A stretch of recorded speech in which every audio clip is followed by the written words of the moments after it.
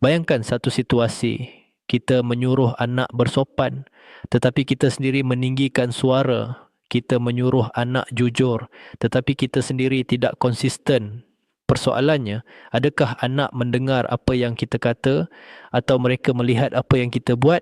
Kerana satu hakikat yang sangat mendalam ialah ini, anak tidak belajar daripada arahan, mereka belajar daripada pemerhatian. Assalamualaikum warahmatullahi wabarakatuh dan salam sejahtera. Tuan-tuan dan puan-puan, ibu bapa yang saya hormati, dalam usaha kita membesarkan anak-anak, kita sering memberi penekanan kepada nasihat. Kita menasihati mereka supaya beradab, supaya rajin, supaya jujur, supaya menghormati orang lain. Semua ini adalah perkara yang sangat baik. Namun, kita perlu bertanya satu soalan yang sangat penting. Adakah nasihat sahaja mencukupi? Masalah sebenar bukan kerana ibu bapa tidak menasihati. Masalah sebenar ialah apabila nasihat tidak selari dengan tindakan. Anak-anak mendengar apa yang kita kata, tetapi lebih kuat melihat apa yang kita lakukan. Jika kita mudah marah, anak belajar marah, kurang sabar, anak belajar tidak sabar, tidak konsisten, anak menjadi keliru. Masalah sebenar ialah apabila kita mengharapkan anak berubah tanpa kita sendiri berubah. Lebih membimbangkan, anak-anak belajar secara tidak sedar. Mereka tidak diberitahu untuk meniru, tetapi mereka menyerap. Masalah sebenar ialah apabila kita tidak sedar bahawa kita adalah sekolah pertama anak-anak. Apa sahaja yang berlaku di rumah, cara bercakap, cara mengurus emosi, cara berinteraksi, semuanya menjadi pembelajaran. Mari kita fahami satu prinsip penting dalam keibubapaan. Anak belajar melalui apa yang mereka lihat setiap hari. Satu, ibu bapa adalah role model utama. Sebelum guru, sebelum kawan, ibu bapa adalah contoh pertama. Apa yang kita lakukan menjadi rujukan, menjadi standard, menjadi kebiasaan anak. Dua, konsistensi membentuk kepercayaan. Apabila kata dan tindakan selari, anak lebih percaya, anak lebih mudah ikut, anak lebih stabil. Tiga, persekitaran membentuk karakter rumah yang tenang, anak lebih tenang.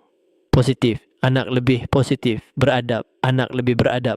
Saya ingin berkongsi satu kisah seorang ibu bapa yang sering menasihati anak supaya tidak marah, namun dalam kehidupan seharian dia sendiri cepat marah. Anak melihat, anak belajar, akhirnya anak juga menjadi cepat marah.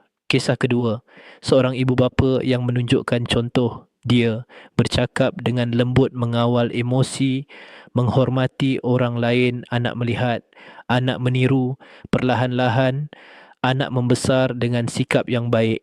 Perbezaan antara dua keluarga ini bukan pada nasihat, tetapi pada contoh. Tuan-tuan dan puan-puan, ibu bapa yang saya hormati, dalam usaha kita membesarkan anak-anak, kita perlu sentiasa ingat satu perkara penting. Anak melihat kita setiap hari, setiap masa. Apa yang kita lakukan hari ini akan membentuk siapa anak kita pada masa depan. Mulakan dengan refleksi.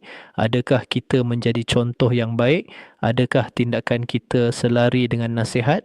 Adakah kita menunjukkan nilai yang kita inginkan? Mulakan dengan langkah kecil. Kawal emosi di hadapan anak.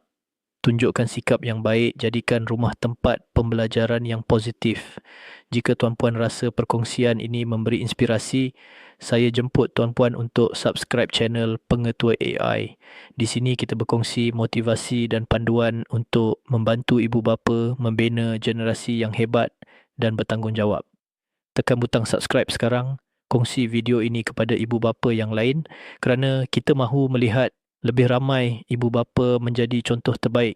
Ingatlah, anak belajar melalui pemerhatian dan apa yang mereka lihat hari ini akan menjadi siapa mereka esok. Teruskan mendidik, teruskan memperbaiki diri kerana anak yang hebat bermula daripada ibu bapa yang sedar dan berusaha. Terima kasih semua. Semoga kita semua menjadi ibu bapa yang bukan sahaja menyayangi anak-anak tetapi juga menjadi contoh terbaik dalam membentuk akhlak dan masa depan mereka.